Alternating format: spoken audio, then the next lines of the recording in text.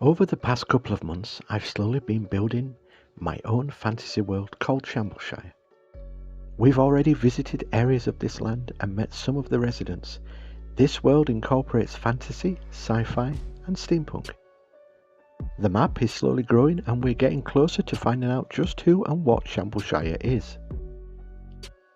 My name is Aaron and you're watching Terrain by Aaron.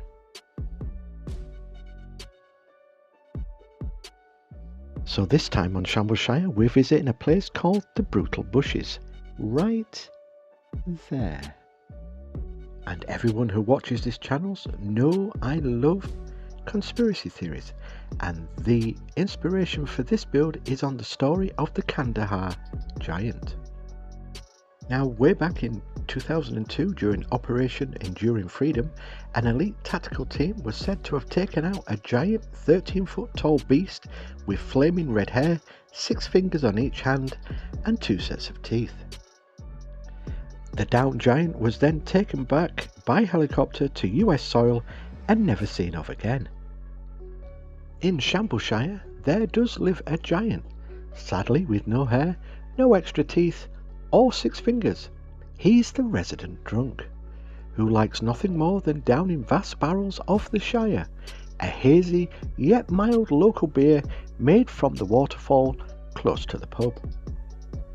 Now, no one actually knows the giant's name, as he answers to any name thrown at him by the other drinkers, but for our story we will call this giant Ronnie.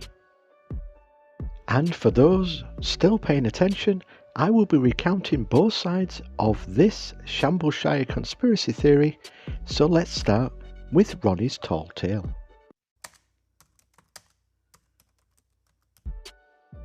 I remember being on a bender, an all-nighter with a few pals of mine. It had been a heck of a day chasing the white rabbits of the chip teacup off the swampy swamps. They were trying to plant carrots around there, you know. So, as I said, after chasing them, I went back to the pub for a quick pint. Now, I wasn't out as I only had my sandals on, but you know how it goes. One pint leads to another until you're staring at the sunrise wondering where the evening had gone. And as a favour to Si, the pub landlord, I helped take out some of the barrels I had helped empty that evening. That's when I spotted something in my peripheral vision. A movement across the water on the rise. 2 figures dressed as bushes, and I think they were staring at me. So I did what anyone else would do in that moment.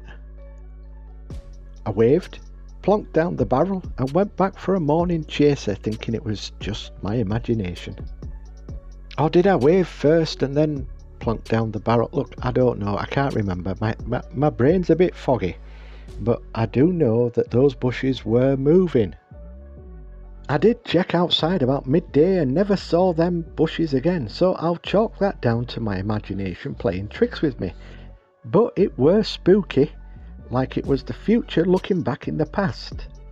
Yeah, like it was that. Pour me another, would you, pal? Now sadly, shortly after the next pint arrived, Ronnie's version of events dialed up to 12, with him seeing bright lights in the sky, loud thumping noises. So let's go to hear the other side of this strange conspiracy story. Let me ask you a question. Do you believe? I want to, but I cannot wrap my head around what happened on that training exercise. We got dropped off as normal in the mountains, 7 clicks from. We double timed it up the mountain to the location on the map and were in the cave. We set up base camp just like General had said and started exploring our surroundings. Agent S found a small passageway no higher than 4 feet top to bottom. We went through and first noticed that the air felt and tasted like.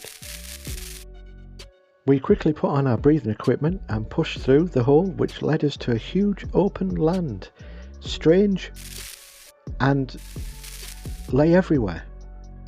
I remember there was a stream that we followed. It was to our left. We followed that for 6 or 7 clicks and then we saw a structure that seemed to be built into the stone wall. We followed the path to a clump of bushes, sat there in the bushes as we heard voices, not talking like you or I, more like... And that's when we saw him. He must have been 12, 13 feet tall, ugly looking dude, unsteady on his feet, like he was drunk. He seemed to be carrying huge barrels like they were paperweights, muttering to himself. You know, like drunks do when they start talking to themselves. We just watched. It's not every day you see a real life. So we took the pictures, observed as we were told to, and that's when it waved at us, giving us the surfer wave, you know, the 3 fingers. I swear he put down the barrel, stared right at us, lifted up his hand and gave the wave, like we were long lost mates. Neither of us took a shot because he was acting friendly. Plus, we were both in shock. After it went back inside, we hightailed it back to base camp, and here we are. So you tell me, do you believe? So if you made it this far, please leave the code word in the comments, which is Ronnie. Please also like, subscribe, hype if you can, and until next time, glamour shots are next. Thanks very much for watching.